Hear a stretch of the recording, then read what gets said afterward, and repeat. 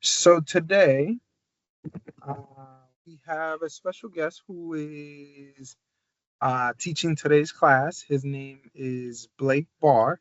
He's a financial advisor with about 18 plus, well, not about 18 plus years of experience in what he does, advising for investments, and just help people plan out all of their investment and just throughout their investment journey. He does have a bachelor's degree in business and in finance, and right now he is representing, I believe it's what's the name? I don't Wealth Wealth Spire. Spire. Mhm. Wells Fire. Thank you, Blake. You're welcome to take the floor right now, and we're all excited to hear what you got for us.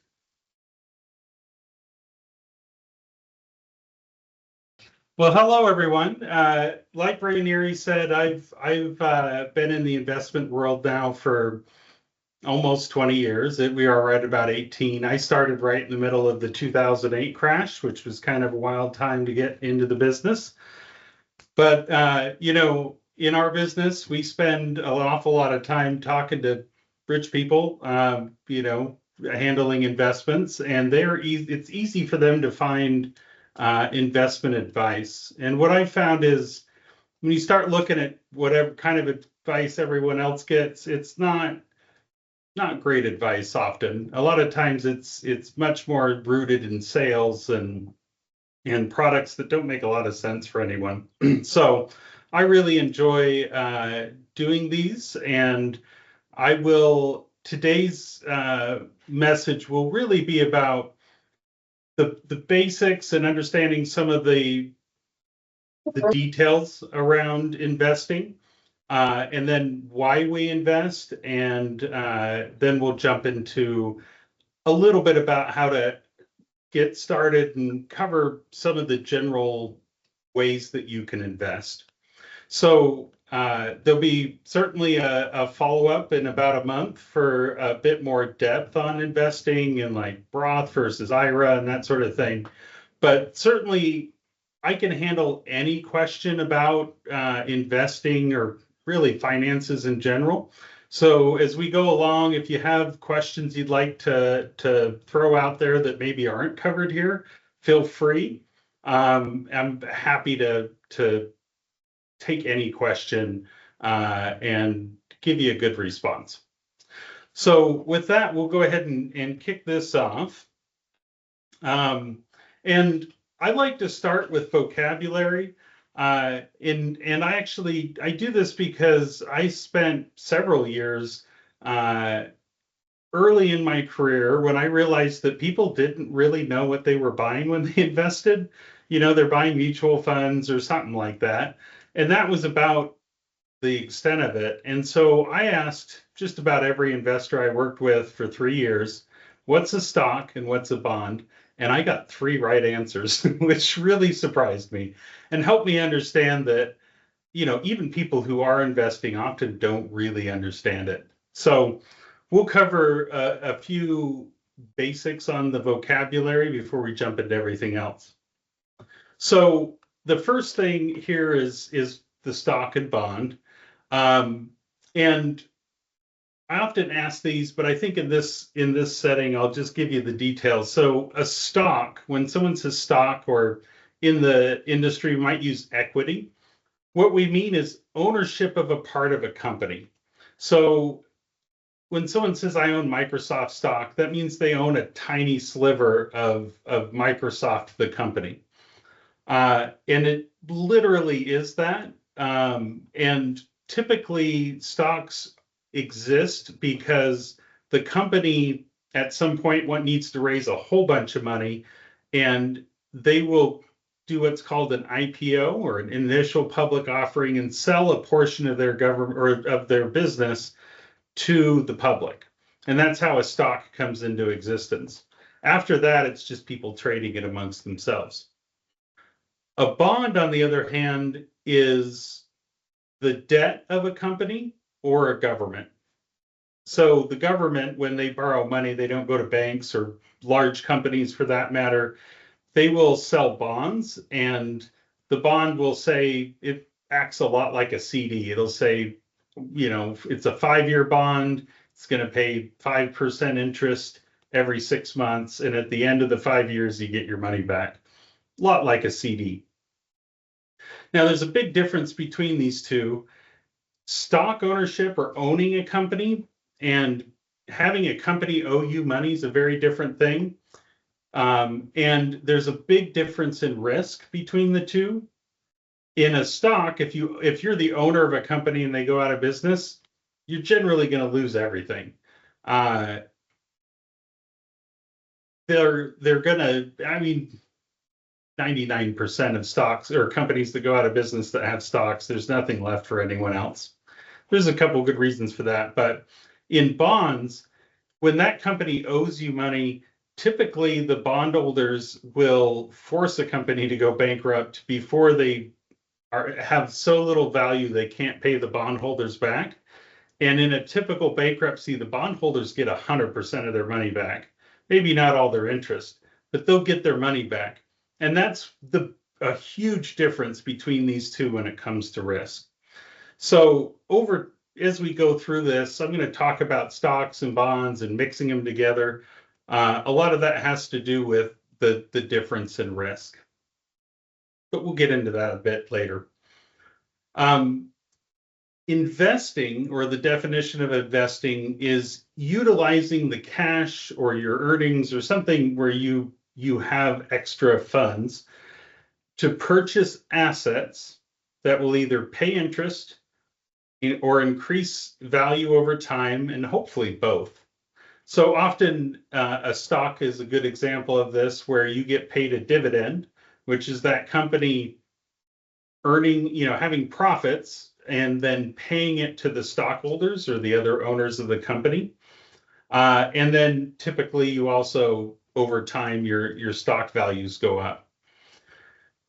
You don't always have a dividend though, so a lot of times you're counting on the increase in value over time to get your return in a stock. But like in a bond, it's generally not going to change a whole bunch in value. You're just going to get your interest. They can change in value, but we don't need to get into that. So that's what investing is. And I hear a lot of times people will say, oh yeah, I invested in a car. Well, your car is definitely never paying you anything.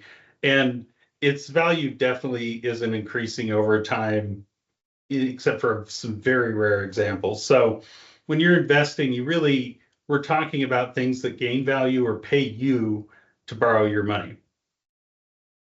The next set here is mutual funds and ETFs. I get asked a lot when I bring up investing about mutual funds and ETFs. Those are actually products created by investment companies like Fidelity, who I worked for a lot of years. And typically, they are some mix or subset of stocks and bonds that make up a mutual fund or an ETF. So what you're really buying is a package of stocks and or bonds when you buy a mutual fund or an ETF. So just remember, those are products. They're not investments themselves. And the mutual fund or ETF is going to change in value based on how the stocks and bonds perform. The next set here is assets. So an asset an asset is something that will typically gain value over time or allow you to make money. So I mentioned on the previous one that it's either, when you're investing, you're either getting paid dividends or an income or interest, or it's gaining in value. Another example of an asset is something that allows you to make money. So this is why like a college education might be considered an investment, because when you get the college degree, it allows you to make more money. So even though it's not something that gains value over time, it allows you to make more money.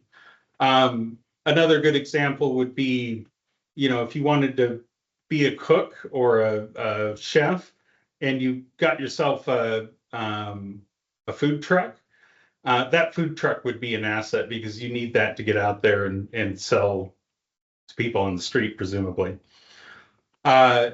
Liabilities are debts. and or promises to pay in the future. I think most people are pretty comfortable with that. Um, Time value of money. This is something that we don't need to dive into a lot, but if you're interested in math or want to be able to calculate for yourself how much you might need to save to reach a particular goal at a particular time, at a particular return, time value of money, if you just Google that, time value of money or TVM calculator, um, there's a lot of them out there on the internet, and they're really simple. You can even easily build one in a spreadsheet, and there's specific calculators for them. But that's I'm not going to go into detail on how that works because most people eyes will glaze over. But if you're interested in that, just Google it. It's not terribly complicated, and it will help you do the math to figure out questions like, if I make this much for X amount of years, how much money will I have at that point?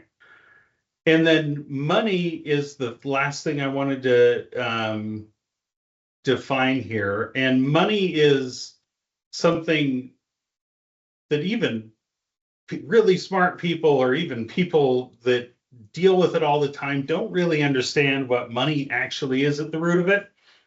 And certainly if we get into cryptocurrency through questions, this will come up. But money is a commonly accepted form of exchange with relatively stable value, universal acceptance, and a low friction to exchange. So, like a good example of something that is similar to money but isn't money would be a gold bar. If you had a solid pound of gold, it's relatively stable, though not right now. Most people you could probably get to working out an exchange, but it certainly isn't easy. How would you deal with that? I mean, you have to slice off a chunk of gold, weigh it, decide what it's worth, and exchange. Like that's not like handing someone dollars. So money should be all three of those things. So moving on, another thing that I think is really important is understanding why we invest.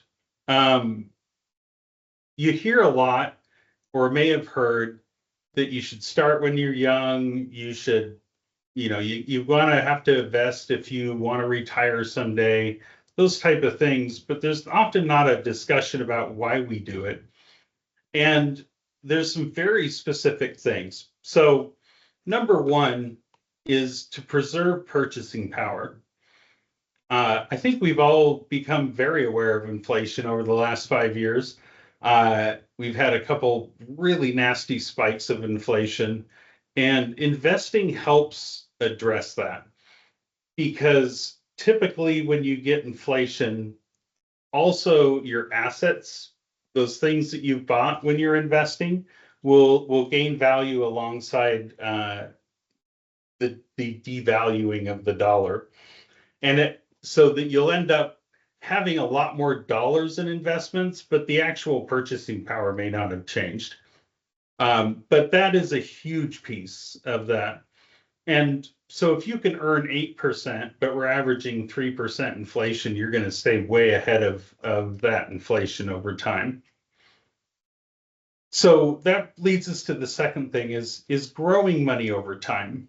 And I like to point out here that the way I think about it is when I'm working, my goal is to earn more than I'm spending, more than I need to have just to survive.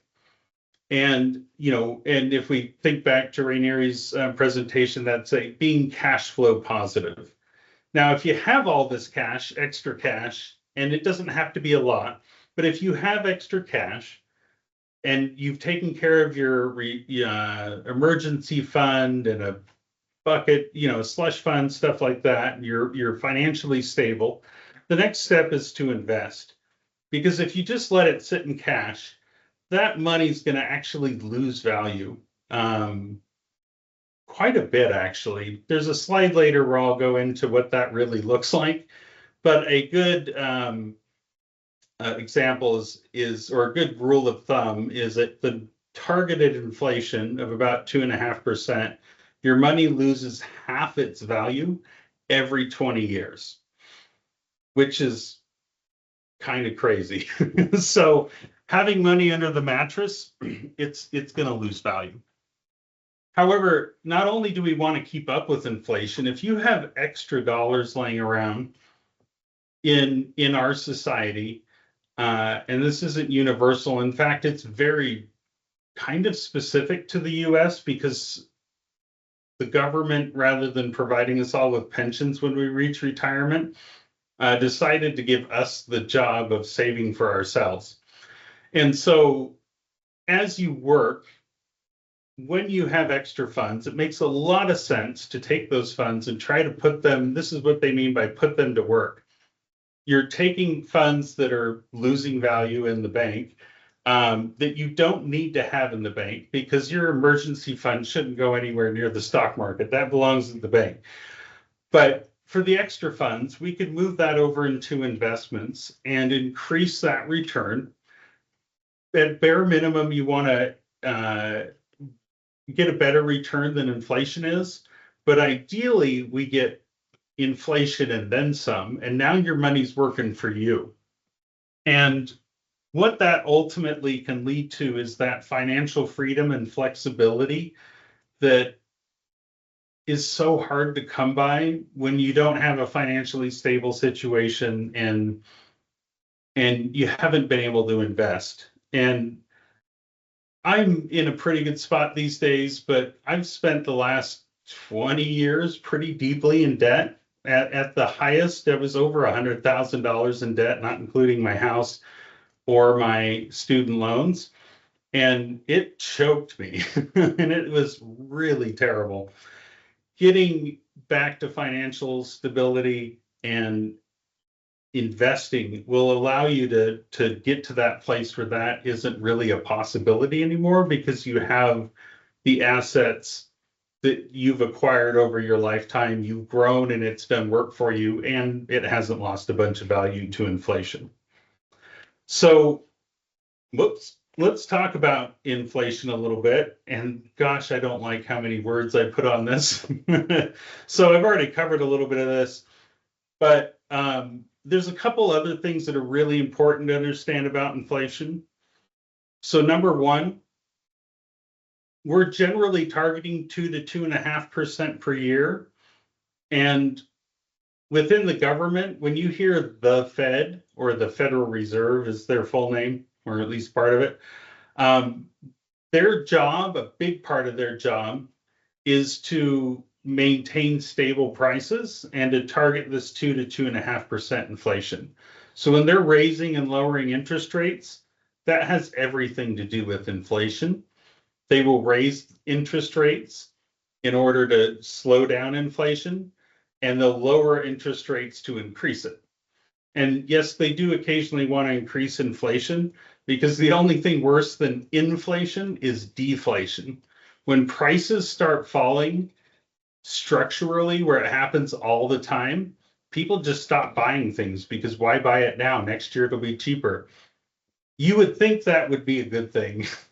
It's kind of hard to wrap your head around it, but Japan went through this and everything started losing value, right down to their houses and their investments. Everything just started losing value because everyone was sitting around waiting for things to get even cheaper. So the government wants there to always be inflation, not a lot, if they're looking out for us, but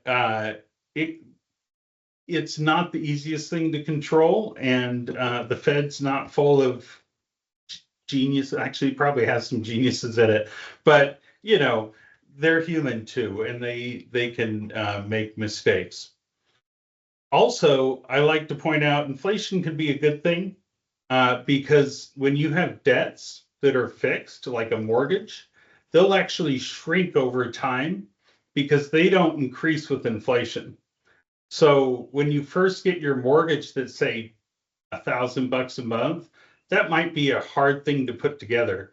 but 20 years later, you've hopefully gotten a number of raises, and that $1,000 a month is now 20 years later, like 500 a month was back when you got the mortgage. So both the mortgage payment is shrinking in relevance to your income, and also hopefully you've been able to get better jobs and increase your pay. But it'll get easier over time to make payments if there's inflation. So it's certainly a bad thing, though, for the most part, because it's shrinking, it's making things more expensive relative to the dollars and the income you have. And it's not always easy to get a raise that is going to keep up with inflation. I know mine didn't last year. I wasn't happy about it. So um, it's really the primary reason we invest, and it allows you to save for over a really long time and keep up with inflation. So the next concept here is compounding returns, and this is the next part about why your money's working for you when we're investing it. And it's something I've struggled to really help people understand, but I think this does a really good job of it. So if you have $1,000 invested and you make 10% one year, 10% is $100 return. Typically that'll stay invested. So at the beginning of the next year, you're starting with $1,100. If you again get a 10% return, that return is $110. That extra $10 of return is your compounding. Now, this is an example where it's $10, which is, not going to buy much more than a coffee. But when you start to build this out into a bigger picture, and you were talking about investing over a lifetime, those compounding returns become more and more and more of your return. And especially if you're able yourself to start when you're young, and certainly this is something you should have your kids doing. When you start compounding early, you get a lot more work out of your money. And typically, by the time you're getting closer to retirement, your compounding returns are far more than what you would ever contribute at that point. And if you're starting early enough, a lot of people can actually stop saving for retirement in their 50s. So, and then still retire at 65 because that compounding is already happening. And those compound returns are exceeding what they need for contributions. So that's a very powerful thing. And I'll show you an example here in a bit. So, well, I guess right now. So the first example here is going to be inflation, then we'll go to the compounding returns. So this is a graph of what it looks like if you were to save $10 a week and just stick it under your bed. It's not making interest of any kind. It's just dollars in the mattress. After 40 years of saving $10 a week, you'd have about $20,800, which is enough to buy a pretty nice used car or some new car. I don't know if there actually are any new cars at 20 or less. I think there's still one or two, but basically it does accumulate, and it's helpful. But there's a problem with that. You start out with your 20,800. Sure, you could buy a used car, but we have to bring inflation back into the picture. So after 40 years, you can actually, this is where you use that time value of money math to find out what the present value of a future amount of money is. Essentially at 2.5% inflation over 40 years, that 20,800 turns into the spending power of $7,750. So it's halved and then quartered again. That is a real problem, and why we can't just shove dollars under the bed, because no matter how hard you work, you're fighting against that inflation instead of having something help you in getting returns. And, bank savings will often keep up with inflation, So that would put you back up here. But, there's 40 years here. That's a long time. If we have time to invest, why don't we put that somewhere where we can do a little bit better than inflation? And that's what this chart is. This is taking that same $10 a week, and I actually increase the amount you contribute by the amount of inflation. So like the second year, it's not $10, it's like $10.20. But in any case, most of this is about return. So putting it under the mattress, you ended up with about $20,000. At a 2% return, you'd have nearly 50,000. So even that 2% return almost doubled your savings over time. If you go to 4%, now we're starting to look at some amount of dollars that you could actually make use of in retirement. And at 8%, we're knocking it out of the park. Remember, the same set of behaviors and stuff in the mattress, money under the mattress leaves you with 20,800 versus 182,000. That's the power of investing and compounding returns, is that really it's the time that helps as much.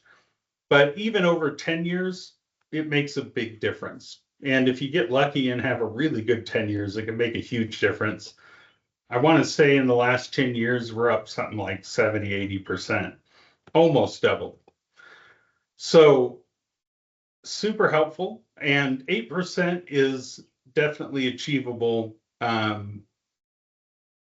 think if we're talking like S&P 500, it's more like 10.5% for the last 40 years. So 8% is usually achievable over a long period of time without taking maximum risk and being all in the stock market. You can have a mix of stocks and bonds and still hit that 8% return. So, Like, yes, could I ask something? absolutely. More, not a rhetorical question, but more like repeated question. But this is $40 that we're talking about a month, correct? I'm sorry, what? This is about $40 that we're talking about a month, correct? Yeah, $40 a month. So 40 years. for 40 years, a consistent. Now, and in these numbers, I also increased the amount that you were contributing by the amount of inflation. So the second year, you do the $40 a month plus 2.5%, which is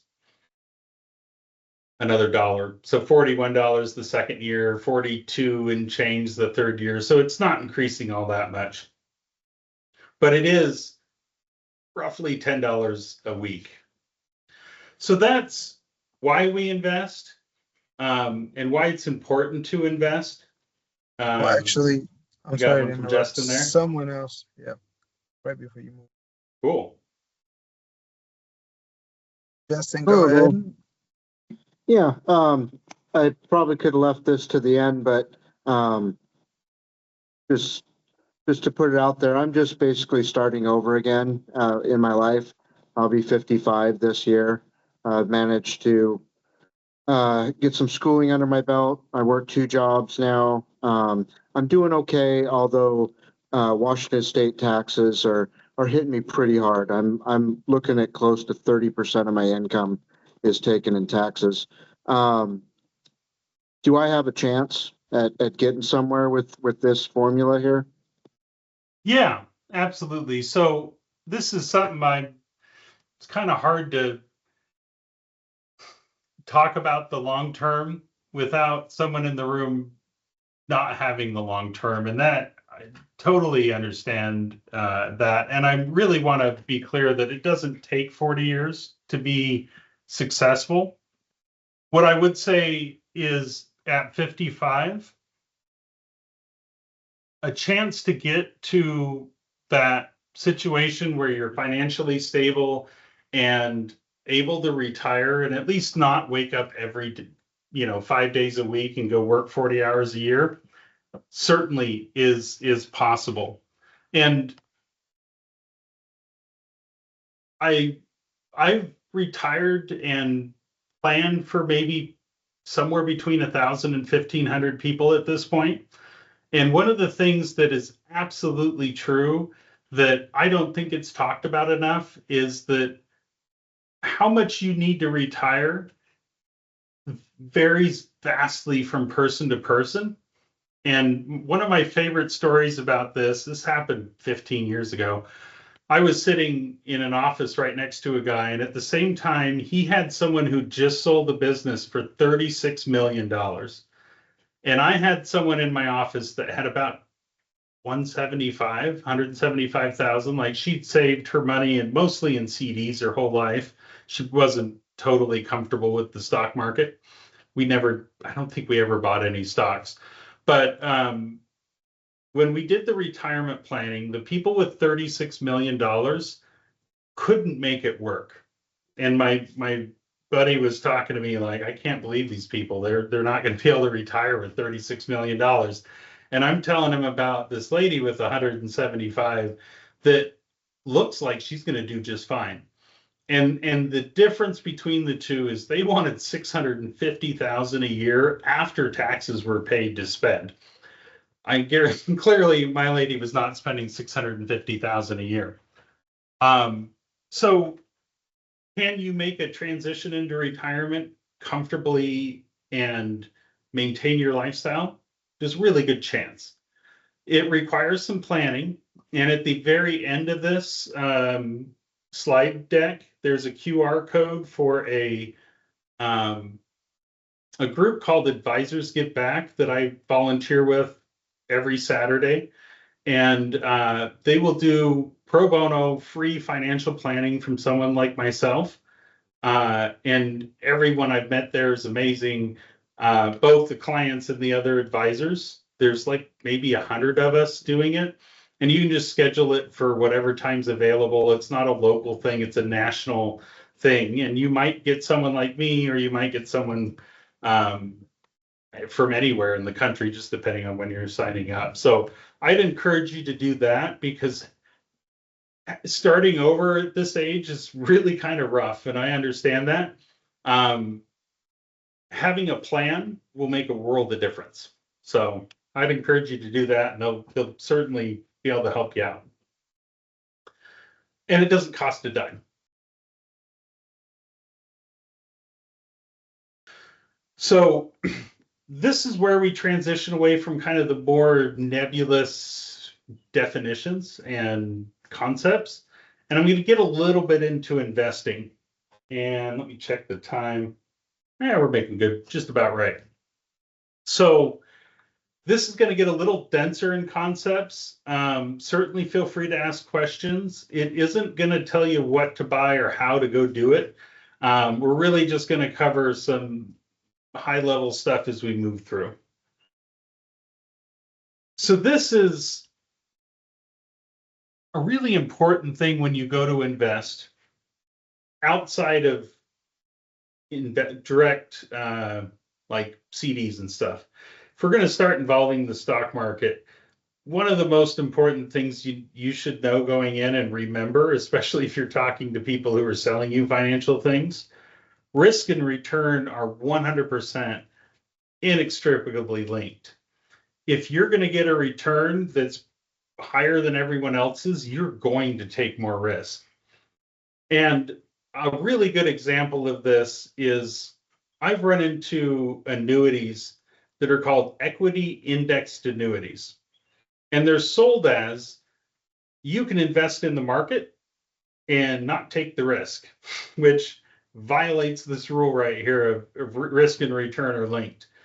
And they'll promise you all sorts of things, but when you get right down to it, almost all of them are going to be limited to 2 to 3% return per year, even if they promise you can make the returns of the market.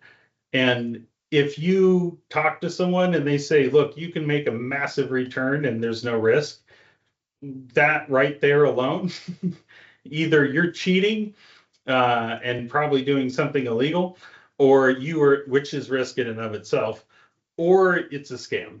Plain and simple, you can't get return without taking risk. Now, what does risk really mean? This is another one of those questions I asked for many years and was surprised at the type of answers I got. And it really helped me understand the need to define risk. So I think the most common answer I got when I asked people what they thought risk is losing money. And in the moment, they'll say losing money that, the market can go up and down, so that doesn't bother them, but losing money and it never coming back would worry them. First of all, that isn't true. There's nothing fun about watching your investments go from $1,000 to $500. And almost everyone is very unhappy with that. And that's a 50% loss. That is not unhappy. That's usually panic mode by the time we get there. But really, when we're talking about risk in the markets, we're talking about those ups and downs that normally are experienced by the market, and not just flat out losing all your money. I think it's also important to understand that if you are investing and you're worried about risk, if all of the value of the companies and the debt that make up stocks and bonds became worthless, I guarantee you, we're all going to have bigger problems than money. I don't worry about it going to zero, because if it does, I'll have bigger problems, is a way to put it. So, but what does that risk look like in real life? This is a chart, requires a little bit of explanation, but basically this yellow section here is your stocks, the dark blue is bonds, and this light blue is mixing stocks and bonds together in a 60% stock, 40% bond mix. And this is the best year that has ever happened. And I think, I didn't write it down, but I think this starts in the 1920s. The very best year in stocks ever in that time period was positive 52%, which is phenomenal. I would love that. It's basically half, it's 52% return. The worst year ever was negative 37%. So negative, actually that does make sense. I'm thinking of 2008, that was a 50% drop, but it happened over more than 1 year. So that's a pretty wide range of normal returns, like positive 52 or negative 37. That's risky. Like if you put $1 in there, you don't know if you're going to get $1.50 or 70 cents back when you're done. That's risk. If you look at bonds, you don't get quite as high of a return potential, but you don't get nearly as big of a loss potential either. Again, bonds are less risky, so you get less return and less risk. The interesting thing is that when you combine those two together, you get a little bit better returns and a little bit less risk over time. And this, if we look over here at a 20-year rolling period, so this is looking at 20-year time periods and then rolling them, like 1980 to 2000, then 1981 to 2001. A mixed 60-40 mix, best 20 years was a 15% per year return, not 15 over the whole 20 years. That'd be abysmal. And the worst was positive 5 per year, meaning that if you were invested in the worst 20-year period, you would have made 5% per year on average. And actually, you would have done better in stocks here. But in any case, if you're withdrawing, it would have been much more up and down. And your bonds are also positive there as well. But again, less risk, less return. But as you spend more time in the markets, you're also removing the risk that you have a substantial negative return, because negative returns typically happen in a crash and then we recover. So that's maybe muddied a little bit, but I think the most important thing to remember is risk and return are attached to each other. You're never going to get a lot more return without taking a lot more risk. I need to just go ahead and skip that. So, well, actually, I guess it does play in. So this, we've already talked about, you want to invest for a long time. I'm not going to get into the details of this slide, but basically, if you're 20 years old and start investing and invest 500 a month at 7% until age 65, you can see that just simply by starting earlier, you get a lot more return over that time period. Again, this, we won't go into a whole bunch more depth there, but this is kind of the next step in investing, where you think about not only how much risk do I want to take, but how much risk can I take, and how does that relate to my life? So when a young investor starts investing, we know that they're probably not retiring at 30. That'd be great. You probably don't really need to be investing if you're going to retire in 5 years at 30. But they have time ahead of them, so they can take a lot more risk and have those ups and downs happen to them. But as they get closer to retirement, they're going to want to reduce their risk, and we'll talk about why here in just a second. And maybe even after retirement, continue to lower that risk, because now you're not working. It's not like you can go back and fill in a hole in your retirement portfolio at 90. Like, it's just not going to happen. Or you're going to be the Walmart greeter, right? So what this is showing us is over time, especially when you're young, you can, or if you're just a long ways away from your goal, you might be 60 and saving for something you want to do at 80, you still have 20 years between those two goals. So you could be a little more aggressive up front. But as you get, the reason that this gets more conservative is because selling is the opposite side of buying. When you're buying, having the price go up and down isn't a problem at all, really. In fact, it's good if it goes down. Like, if the market crashed tomorrow to like $1 to buy everything, I would love to buy it all. Everything I could, because I would expect it to recover, and then I got to buy a whole bunch of stuff on sale. So the volatility actually works in the favor of someone who has a longer time to invest.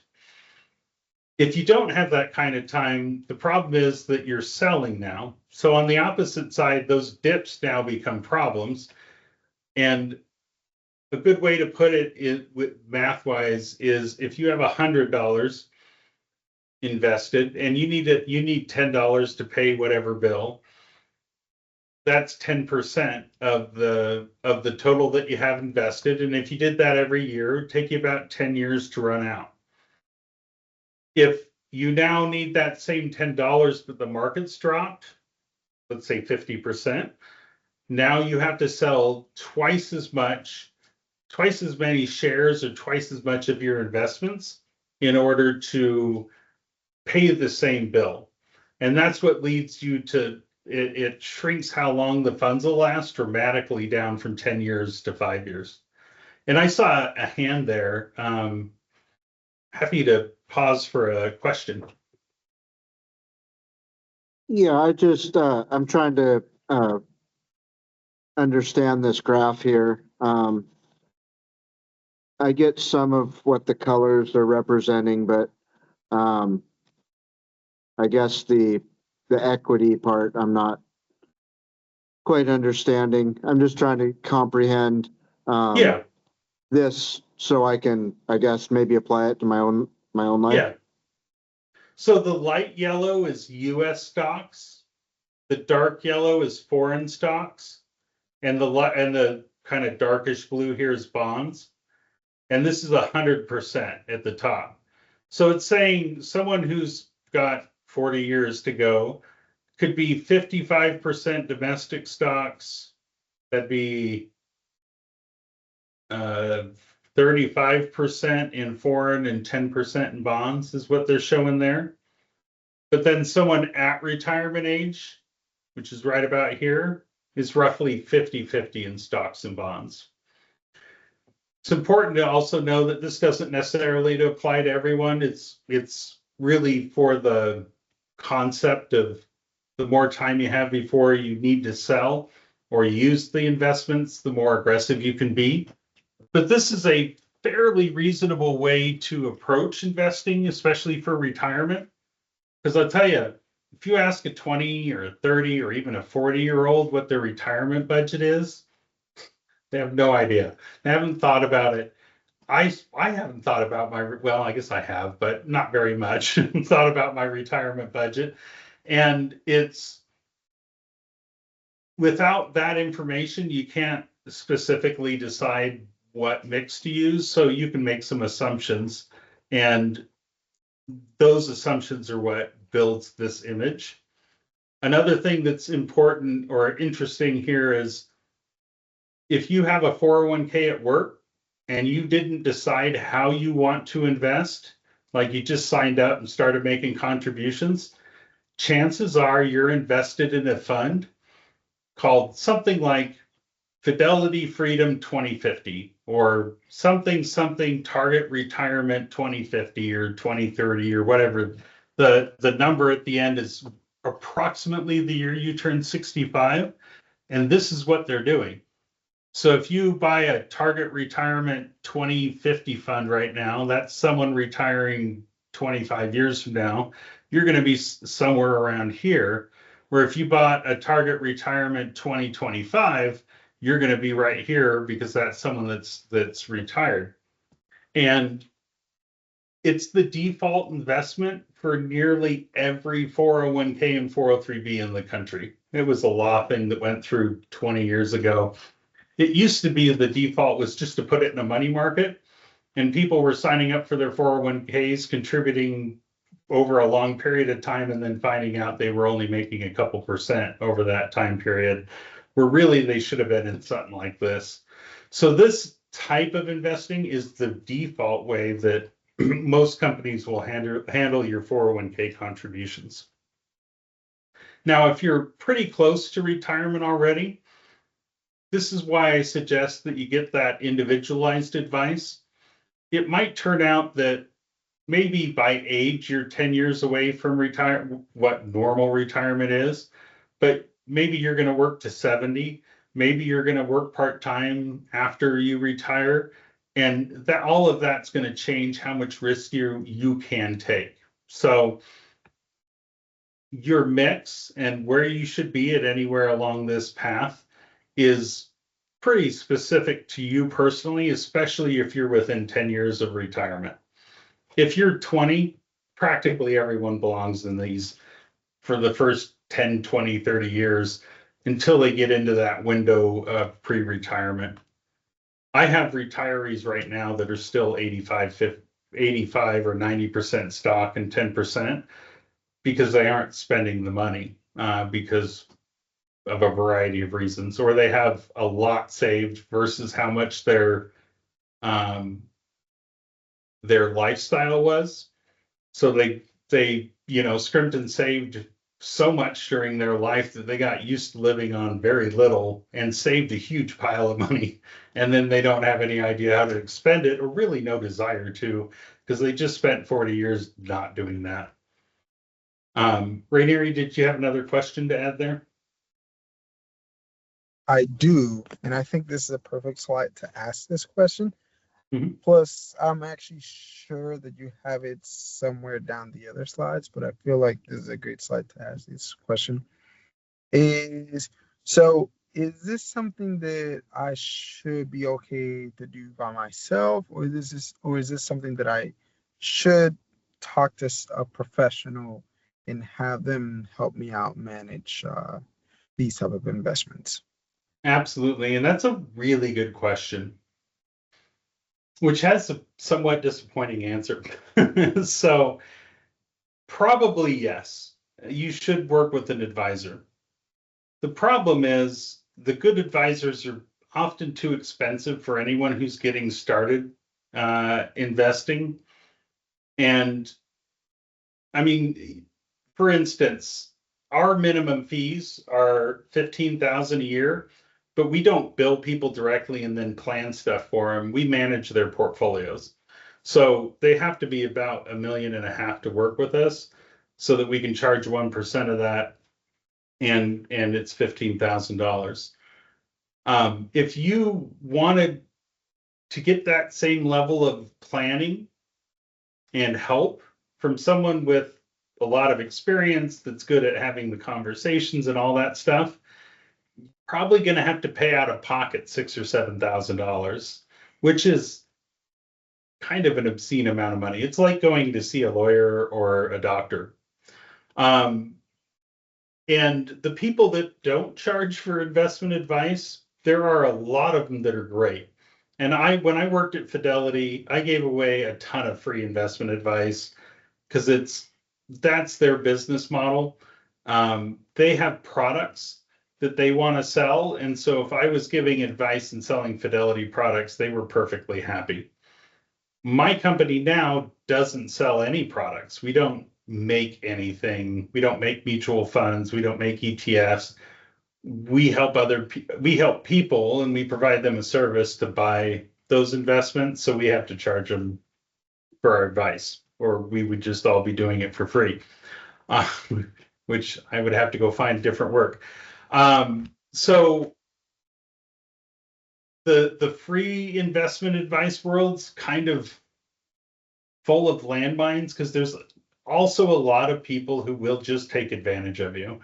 And I've seen a ton of it, and it drives me nuts. So that's part of what I'm here for, is to provide some good knowledge and also a really good option for people that want to get that advice. And that options Advisors Give Back, I would love to offer it myself directly, but I would run out of time pretty quickly. So Advisors Give Back is probably one of the best places you can go to get really good financial advice from someone who's not trying to sell anything and doesn't need to charge fees, because we're doing it pro bono because we enjoy doing it. I would suggest that would be a good place to start. I would also say that if you really dig into investing, do some learning about it, and you're able to, like, if you were able to name all of those 8 things at the beginning of this, I would feel pretty comfortable saying, yeah, you can go do this, and then you could go figure it out and do it yourself.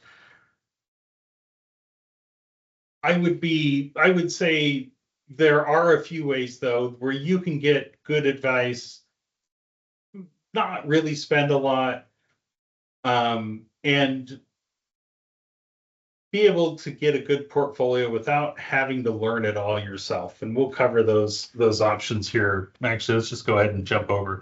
We're going to skip that.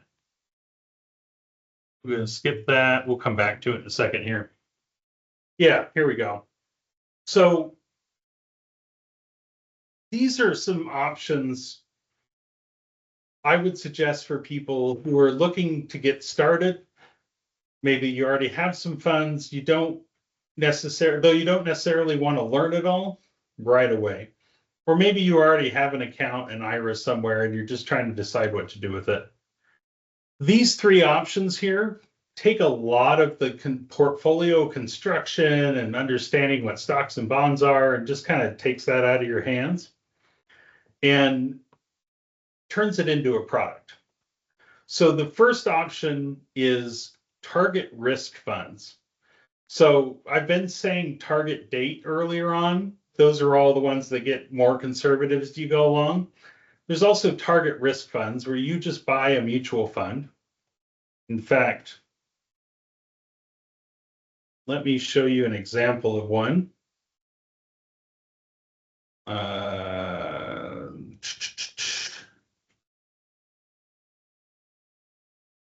And this is not a recommendation or anything. I just remember the symbol off the top of my head because I worked at Fidelity for 16 years. So there's a number of these. The Fidelity ones are fine, but there's others. This isn't a recommendation and all that stuff. So there's a whole lineup of these Fidelity Asset Manager funds that are what we call target risk. The percentage is how much is in stock. So there's a 20, a 30, a 40, 50, 60, all the way up. You go from 70, they jump to 85. So this is the 50%, meaning it's 50% stocks, 50% bonds. And for most people with at least 10 years to retirement, something like a 70 is probably reasonable. If you're younger or just personally more aggressive, or maybe your goals longer term, 85 would be 85% stock. And the interesting thing is, like, the asset manager 50 and the asset manager 85 have the same exact investments. There's just one of them has more of the stocks than the other one. So this fund, when I come in here to composition, what you'll notice, whoops, is this asset allocation. It has this amount in domestic equities, which are stocks, this much in international equities, this much in bonds, and then a little bit in cash. And I like how, yeah. So they don't always stick right with their percentage. I was looking at this. This is 40% bonds, really should be 50, but we're going to not dive into that. The other important thing about this is this right here, 7,000 holdings. So when you buy one share of Fidelity Asset Manager 50%, you're really getting 7,000 different investments from the US stock market, the international stock market, probably thousands of different bonds, and you're gaining diversification and a manager. These guys here, who I don't know, and I have no idea how to say that name, but these people are managing those investments, deciding what to buy, deciding the mix, and kind of managing that and being the investments people. And by buying this fund, you're telling them, hey, I want my money to be 50% in the stock market. And that's all they really need to know in this instant. It's going to cost you a little bit. This, when you're buying a mutual fund, ETF, basically a fund, the expense ratio, which is a percentage, tells you what percent of the fund is taken out of the fund to pay fees. So this is 0.5%. Like, we charge our clients 1%. So it's half as expensive as talking to me. But if you do this, there's no one talking to you or helping you do your planning. You're just getting portfolio management at 50%. If you change the symbol and get a different fund, same fund lineup. This is the asset manager 85%, the really aggressive one. Buying this tells them, hey, I want those same investments, but I want 85 of it to be stocks, 15 to be bonds. And same managers. The more stock you have, typically the little bit higher fees. I think the other one was 0.56. This one's 0.63 per year. But that's very straightforward. You'd have an account at Fidelity or Vanguard or Charles Schwab, who have these type of funds too. You might have to call them and ask them for what they're called. But you buy these and you just put all your money into this one fund and it diversifies for you. And just out of interest's sake, these are the returns of this asset manager 85% over these time periods. So, and these are per year averages. So over the last 3 years, this thing's averaged 17.6% return, which I'm not terribly good at doing math in my head, but that's, I don't know, almost 40%. So if you put $1,000 in there 3 years ago, it'd be worth $1,400 approximately today. And if you had it in there for the last 10 years, it would have made an average of 11.5% a year, which would have well more than doubled your money over the last 10 years. So again, though, you don't get that return without the risk. And this maybe isn't the best way to show it, but you see all those ups and downs. This thing did this the whole way. So you spent some of the time going down the slope and it's losing value and some of the time gaining value. And the more stock you have, the more ups and downs you'll have.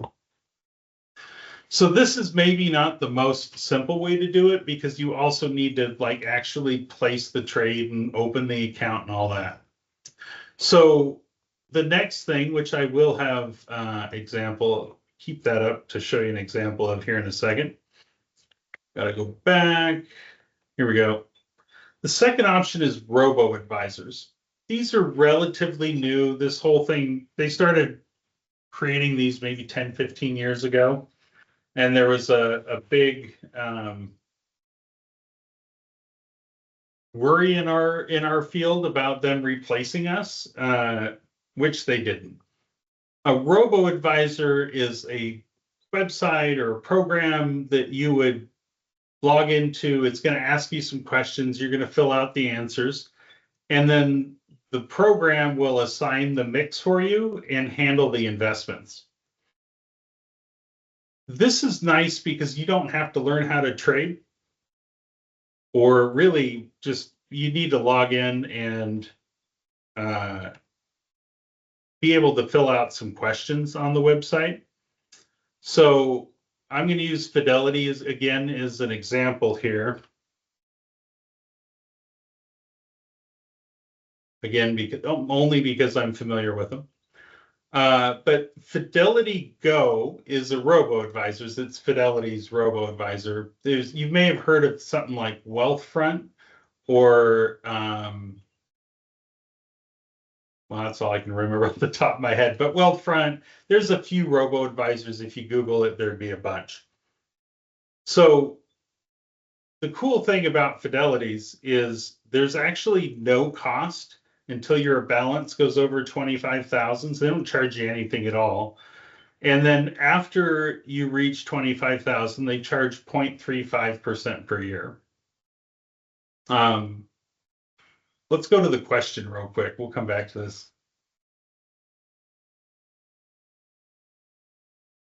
Do you have a All right. Yep. There we I go. had someone in the chat asked if Acorn is would it fit in this category as well? I'm assuming it's with a robot, or I'm assuming they sell like some products or something like that. Acorns would fit into the robo-advisor world. It's been a little while since I looked into them, but essentially what Acorns does, if I remember correctly, is it rounds up your transactions. So like if you spend $1.50 with a debit card, it'll put 50 cents into your investments and just charge you the $2. Yeah, and then it will invest that for you. And it essentially is a robo-advisor in that when you sign up, I believe they ask you the questions and assign the mix for you.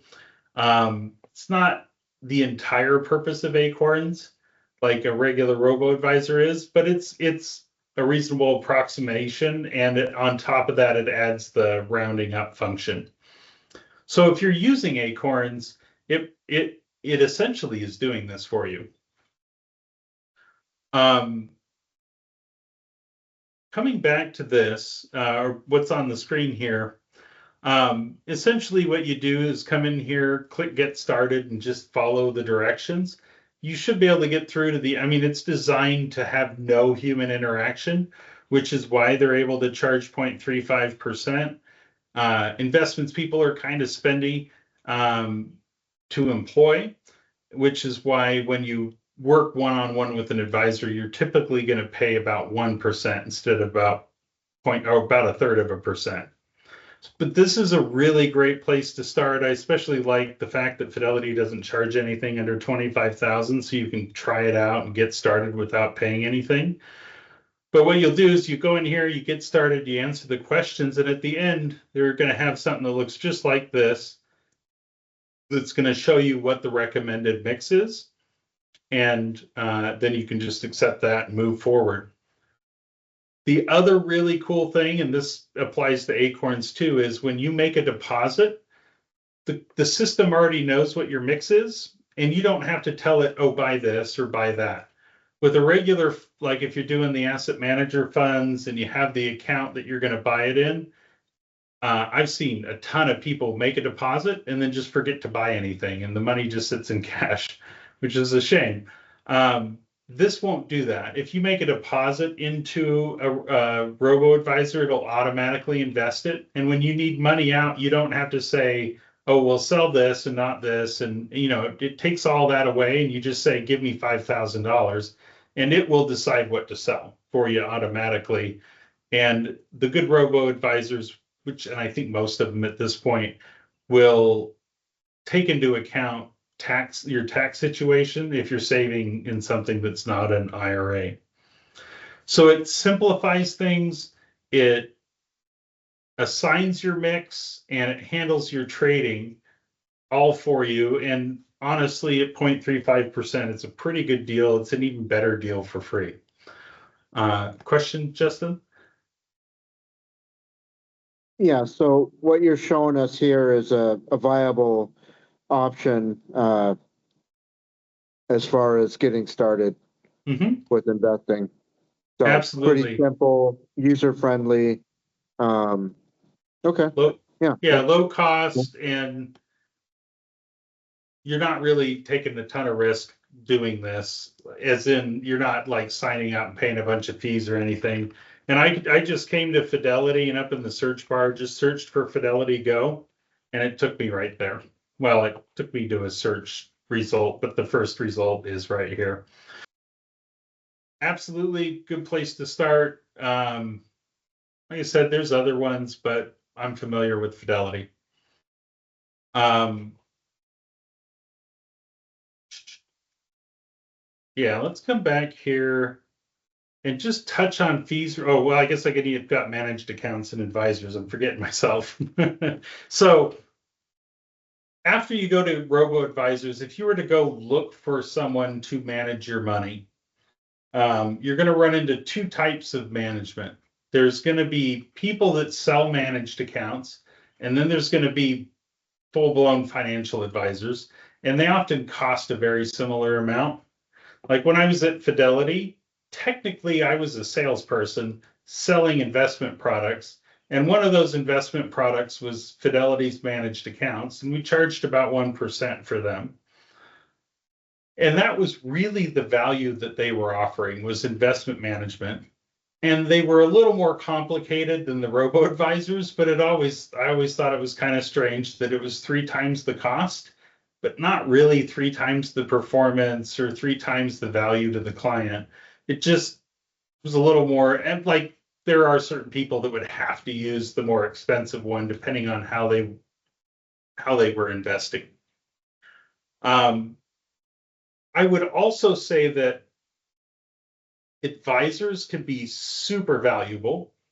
I am one, so I better be right. But we're going to charge 1% of your assets, and there's situations where that makes a ton of sense.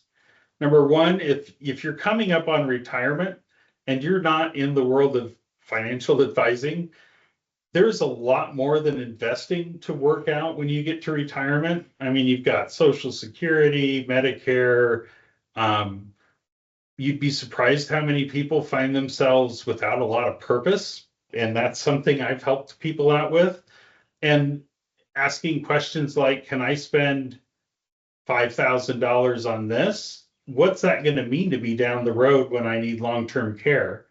Like, an advisor who's answering all those questions in a way that is valuable to you and you understand and value their advice, well worth 1%.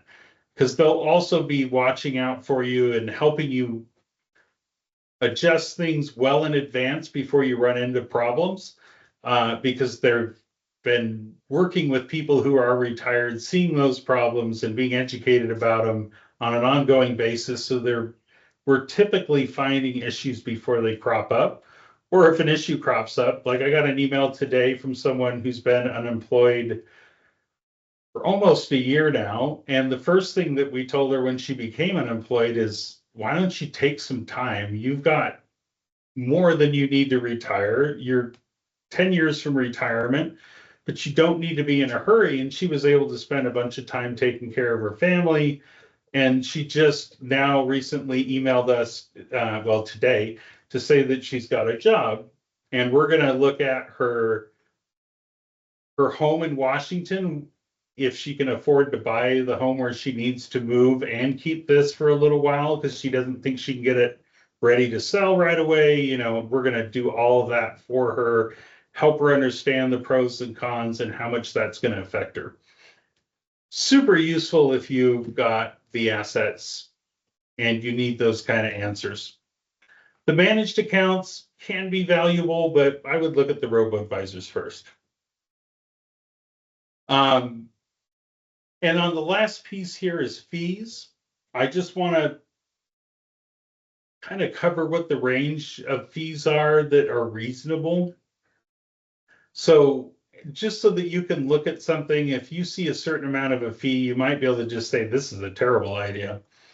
So like for mutual funds and ETFs, where you're just buying a fund and you're not interacting with anyone, those will typically run from zero. There are free funds all the way up to 2% per year. And I've seen higher. These should never be over 1%. There's some very specific use cases where you might run into something more expensive, but not that many. And there's probably a pretty weak case behind it. If you're buying a fund, it should be less than 1% and probably a lot less than 1%. Your management fees from managed accounts,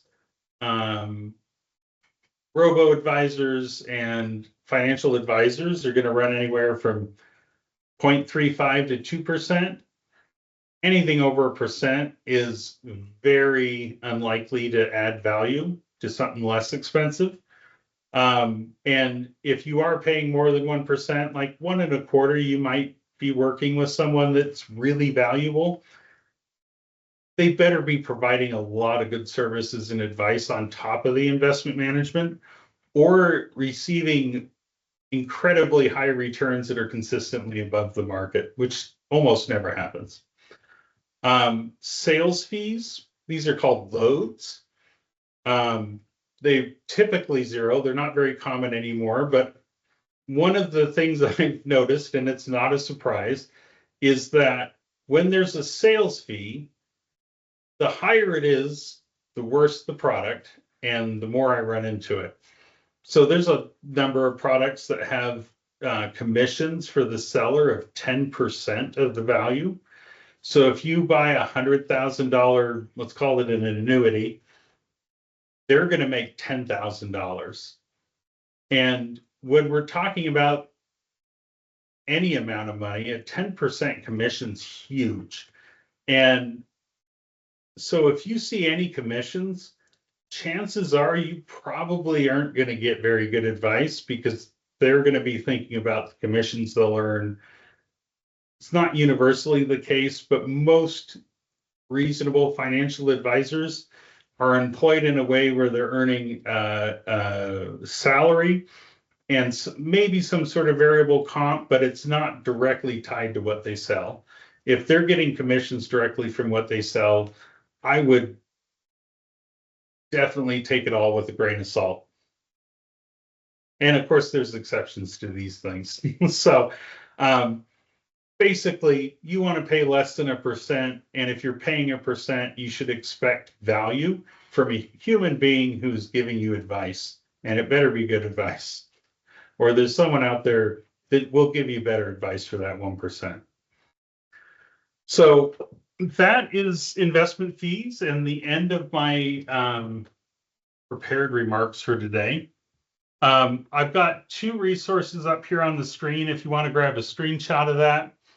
The one on the left is a YouTube video, which covers a lot of what I covered, plus a little bit more about stocks and bonds, and basically very investing focused, given by some of my coworkers. And it covers a lot of the same material, but it's on YouTube, so you can watch it and rewatch it, which is nice.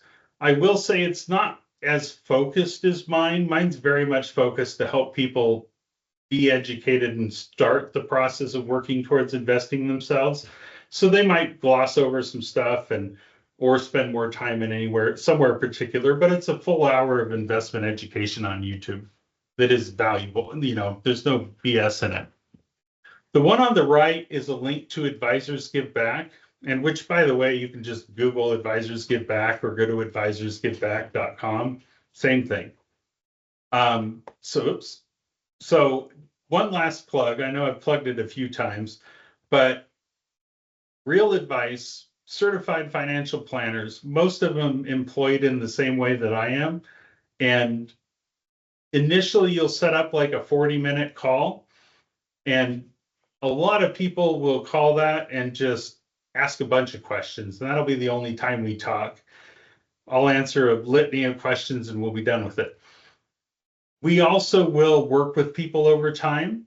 I have a number of people that we started with the type of stuff that Rainieri covered, and providing that help for them to understand how to get cash flow positive, working with them on debts, prioritizing what to pay off first, how do I save, what do I save in, all of the investment questions that I really can't answer to a whole group of people. I will absolutely answer one-on-one in a Advisors Give Back meeting. So if you want to really engage with it, learn some stuff or get some personalized advice to say where should I really actually start with, not just receive a bunch of information, sign up for Advisors Give Back. We'll never charge you a dime, and you'll get good advice from us. And I enjoy the hell out of it, honestly. So we got to keep people coming for the free advice or we'll run out of people. So please take advantage of that.